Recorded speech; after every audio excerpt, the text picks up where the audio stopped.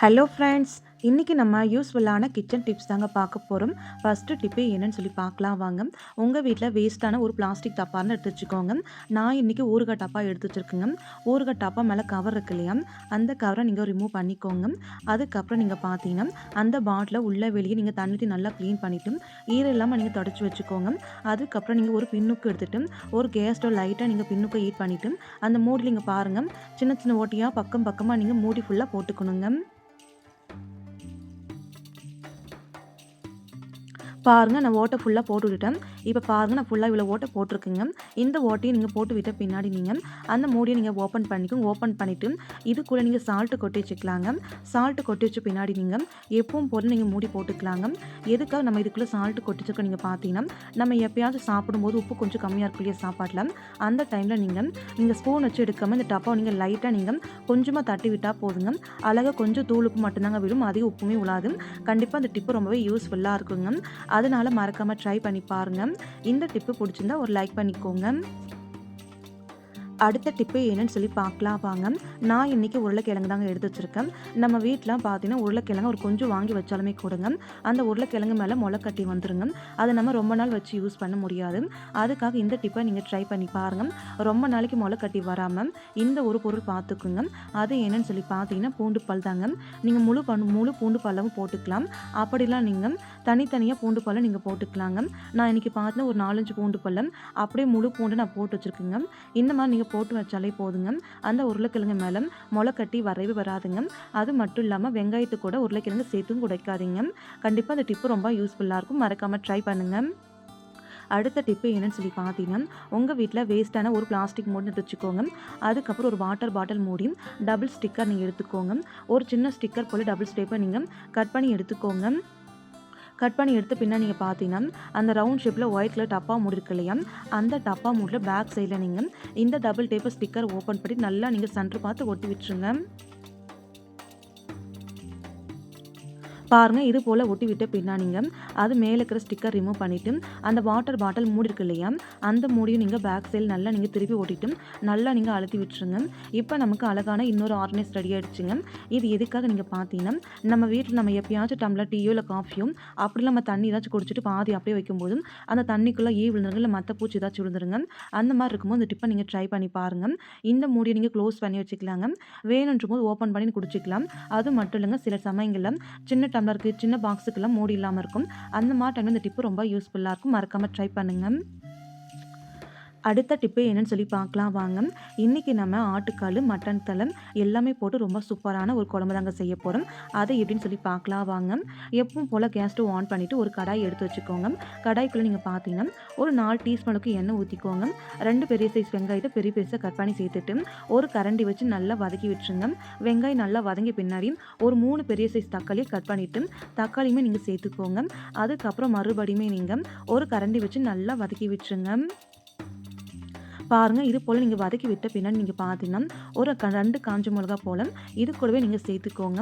2 காஞ்ச மிளகா சேர்த்து விட்ட பின்னாடி கேஸ் ஸ்டவ் ஆஃப் பண்ணிக்கோங்க.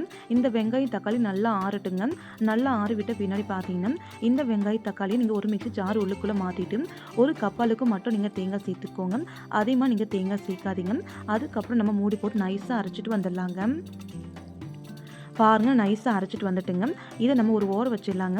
அதுக்கப்புறம் எப்பவும் போல் குக்கரை எடுத்து கேஸ் ஸ்டவ் மேலே வச்சுட்டு குக்கர் நல்லா காஞ்சிக்கிட்டுங்க. குக்கர் நல்லா காஞ்சதுமே எண்ணெய் நம்ம ஊற்றிக்கலாங்க. எண்ணெய் எவ்வளோன்னு பார்த்தீங்கன்னா ஒரு 8 டீஸ்பூனுக்கு எண்ணெய் ஊற்றிட்டு எண்ணெய் லைட்டாக காஞ்சதுமே ஒரு 4 டீஸ்பூனுக்கு இஞ்சி பூண்டு பேஸ்ட்டு வீட்டிலே அரைச்சிதுங்க. இஞ்சி பூண்டு பேஸ்ட் நீங்கள் சேர்த்துக்கோங்க. அதுக்கப்புறம் நீங்கள் ஒரு கரண்டி வச்சு நல்லா வதக்கி விட்டுருங்க. அந்த இஞ்சி பூண்டு பேஸ்ட் நல்லா வதங்கி நல்லா மணமாக வரணுங்க. அதுக்கப்புறம் நீங்கள் பார்த்தீங்கன்னா நம்ம க்ளீன் பண்ணி வச்ச மட்டன் தலையும் ஆட்டுக்காலும் 2 சேர்த்து நீங்கள் சேர்த்துக்கோங்க.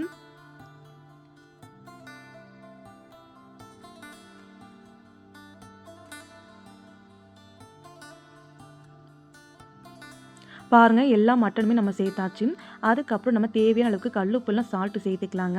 நான் இன்றைக்கி 1 டீஸ்பூனுக்கு கல்லுப்பு சேர்த்துட்டு mutton masala 1 teaspoon, chicken masala 1 teaspoon, மல்லித்தூள் 1 டீஸ்பூன், குழம்பு மிளகாய்த்தூள் 1 டீஸ்பூன், தனி மிளகாய்த்தூள் 1 டீஸ்பூன், ஒரு 1/4 டீஸ்பூன் போல் மஞ்சள் தூளுமே சேர்த்துக்கிட்டேன். அதுக்கப்புறம் எப்பவும் போல் நீங்கள் ஒரு கரண்டி வச்சு நம்ம கலக்கி விட்டுறலாங்க.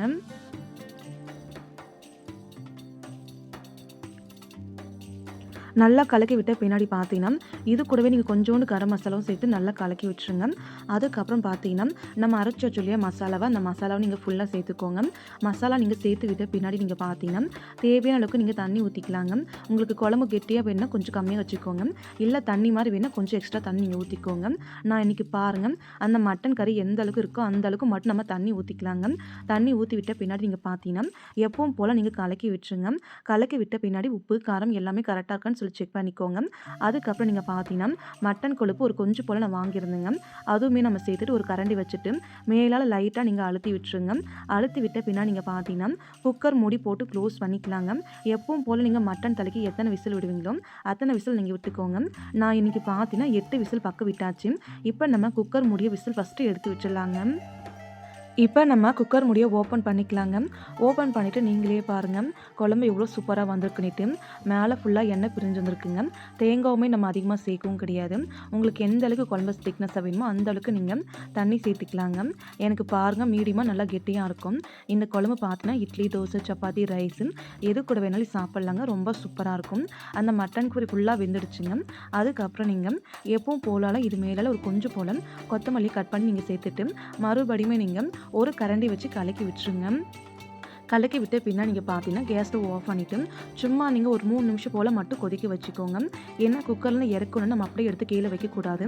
ஒரு டைம் நீங்கள் ஓப்பன் பண்ணிவிட்டு ஒரு 2லேருந்து 3 நிமிஷம் போல் மட்டும் கொதிக்க வச்சுட்டு அப்புறம் நீங்கள் சாப்பிட்டு பாருங்கள்.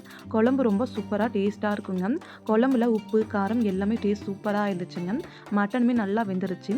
கண்டிப்பாக இந்த டிப்பு எல்லாருக்கும் ரொம்ப யூஸ்ஃபுல்லாக இருக்கும். மறக்காமல் ட்ரை பண்ணுங்கள். அடுத்த டிப்பு என்னன்னு சொல்லி பார்த்தீங்கன்னா பர்னர் தாங்க. இந்த பர்னர் பாருங்கள் எவ்வளோ கருத்து போயிருக்குன்னுட்டு.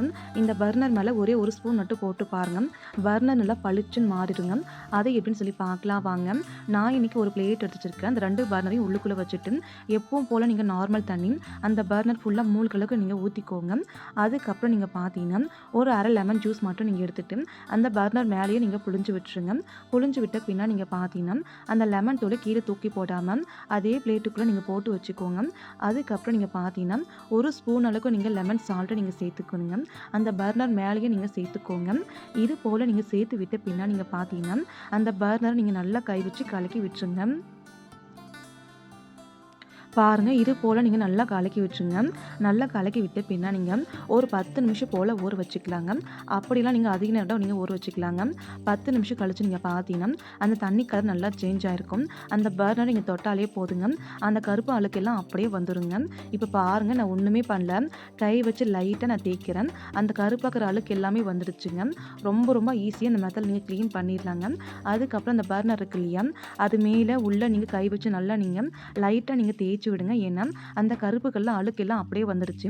அதுக்கப்புறம் நீங்கள் இந்த பர்னரை அந்த தண்ணிக்குள்ளே நல்லா நனைச்சிட்டு நீங்கள் அந்த பர்னரை வேற ஒரு பிளேட்டுக்கு நீங்கள் மாற்றிக்கோங்க. அதுக்கப்புறம் தண்ணி இருக்கு இல்லையா, அந்த தண்ணி நீங்கள் சைடில் வச்சுட்டு அந்த லெமன் தூளை நீங்கள் பக்கம் அப்படி நீங்கள் வச்சுக்கோங்க. கீழே தூக்கி போட்டுறாதீங்க. அதுக்கப்புறம் நீங்கள் பார்த்தீங்கன்னா ஒரு கொஞ்சம் போல் நீங்கள் பேஸ்ட் எடுத்துக்கோங்க. அந்த பேஸ்ட்டை நீங்கள் 2 பர்னர் மேலேயுமே கொஞ்சம் கொஞ்சமாக நீங்கள் போட்டு விட்டுக்கோங்க. போட்டு விட்டு பின்னா நீங்கள் பார்த்தீங்கன்னா உங்கள் வீட்டில் வேஸ்ட்டாக தூக்கி போடக்கூடிய ஒரு பழைய ப்ரஷ் நீங்கள் எடுத்துக்கோங்க. அந்த ப்ரஷ்ஷை வச்சு நீங்கள் அந்த பர்னர் மேலே எல்லா பக்கம் நீங்கள் தேய்ச்சி கொடுங்க. இது மாதிரி நீங்கள் லைட்டாக தேய்ச்சா போதும், அதிகமாக நீங்கள் தேய்க்க வேணாங்க. சும்மா நீங்கள் லைட்டாக உள்ள வெளியே எல்லா பக்கம் நீங்கள் தேய்ச்சாலே போதுங்க. அந்த பர்னர் மேலே எவ்வளோ அழுக்கு இருந்தாலும் சரிங்க, அது எல்லாம் ரொம்ப ஈஸியாக க்ளீன் ஆகிடும். நான் 2 பர்னருமே நல்லா க்ளீன் பண்ணி வச்சுருக்கேன். அதுக்கப்புறம் எப்பவும் போல் நீங்கள் தண்ணி ஊற்றிக்கோங்க. தண்ணி ஊற்றி விட்டு பின்னாடி நீங்கள் பார்த்தீங்கன்னா கை வச்சு பர்னர் நல்லா நீங்கள் க்ளீன் பண்ணி எடுங்க. ரொம்ப ஈஸியாக க்ளீன் ஆகிடுங்க. நான் பார்த்தீங்கன்னா கிட்டத்தட்ட ஒரு 5-6 மாதம் ஆகிடுச்சுங்க பர்னரை க்ளீன் பண்ணவே இல்லை. ரொம்ப அழுக்காயிடுச்சு. நீங்களே பார்த்துருப்பீங்க. இப்போ முன்ன பார்த்ததுக்கும் இப்போ பார்த்ததுக்குமே உங்களுக்குமே நல்லா வித்தியாசம் தெரியும் நினைக்கிறேன். க்ளீன் பண்ண பர்னர் வேறொரு பிளேட்டுக்கு மாற்றிட்டு அந்த லெமன் தூள் இருந்துச்சு இல்லையா, அந்த லெமன் தூளை நீங்கள் பர்னர் மேலே எல்லா பக்கம் நல்லா நீங்கள் தேய்ச்சி விட்டுருங்க. ஏன் நீங்கள் பார்த்தீங்கன்னா அந்த பர்னர் மேலே எங்கேயாச்சும் துருப்பிடிச்ச கரை இருந்தாலுமே அந்த கரை போயிருங்க. அதனால தாங்க. அதுக்கப்புறம் மறுபடியுமே நீங்கள் தண்ணி ஊற்றி நார்மலாக நீங்கள் க்ளீன் பண்ணிடலாங்க. நீங்கள் க்ளீன் பண்ண நீங்கள் பார்த்தீங்கன்னா உள்ளுக்குள்ளே அழுக்கு கருப்பாக கட்டி மாதிரி வந்துகிட்டே இருக்குங்க. அது ஃபுல்லாக இந்த மெத்தட் நீங்கள் க்ளீன் பண்ணி பாருங்கள். அந்த அழுக்கெல்லாம் வந்துடும். அதுக்கப்புறம் நீங்கள் ஒரு சாஃப்டான நாரோ இல்லை ஸ்க்ரப்போ நீங்கள் எடுத்துகிட்டு லைட்டாக நீங்கள் சோப்பு தொட்டுக்கும். விம் சோப்பு, விம் ஜெல்லு, துணி சோப்பு எந்த சோப்புனாலும் நீங்கள் தொட்டுட்டு உள்ளே வெளியே எல்லா பக்கம் நீங்கள் தேய்ச்சி விட்டுருங்க. அப்போ தாங்க அந்த எண்ணெய் பிசுக்கு எண்ணெய் கரை அந்த மேலே துரு பிடிச்ச கரை எதுவாக இருந்தாலுமே ரொம்ப ஈஸியாக போயிடும். இதே போல் நான் 2 பர்னருமே க்ளீன் பண்ணியிருக்குங்க. அதுக்கப்புறம் நீங்கள் எப்பவும் போல் நம்ம தண்ணி ஊற்றிட்டு க்ளீன் பண்ணிக்கலாங்க. ரொம்ப ஈஸியாக க்ளீன் ஆகிடுங்க. இந்த மெத்தட் நீங்கள் ஒரு டைம் க்ளீன் பண்ணி பாருங்கள். அந்த பர்னருமே ரொம்ப க்ளீன் ஆயிரும். அது மட்டும் இல்லாமல் உங்கள் வீட்டில் பர்னரை ரொம்ப நாள் கழித்து க்ளீன் பண்ணுறத விட மாதத்தில் 2-3 டைம் க்ளீன் பண்ணி வச்சுக்கோங்க. அப்போ தாங்க பர்னர் நல்லா எரியும். கேஸ் ஸ்டவ்மே அவ்வளோ சீக்கிரம் காலியாகாது. கண்டிப்பாக அந்த டிப்பு ரொம்ப யூஸ்ஃபுல்லாக இருக்குங்க. இப்போ நான் பாருங்கள், தட்டில் இருக்கிற பர்னர் எடுத்துகிட்டு தனியாக நான் வேறொரு தண்ணியில் நல்லா க்ளீன் பண்ணிவிட்டு நம்ம இப்போ வேறொரு பிளேட்டுக்கு மாற்றிக்கலாங்க. கண்டிப்பாக அந்த டிப்பு ரொம்ப ரொம்ப யூஸ்ஃபுல்லாக இருக்கும். மறக்காமல் எல்லாருமே இந்த டிப்பை நீங்கள் ஃபாலோ பண்ணி பாருங்கள். இந்த டிப்ஸ் இந்த வீடியோ உங்களுக்கு ஏதாச்சும் ஒன்று பிடிச்சிருந்தாலுமே மறக்காமல் நம்மளோட சேனலுக்கு ஒரு லைக் பண்ணுங்கள், கமெண்ட் பண்ணுங்கள், சப்ஸ்கிரைப் பண்ணுங்கள், ஷேர் பண்ணுங்கள். மறக்காமல் ட்ரை பண்ணி பாருங்கள். Thank you friends. நாளைக்கு பார்க்கலாம் வேறொரு வீடியோவில்.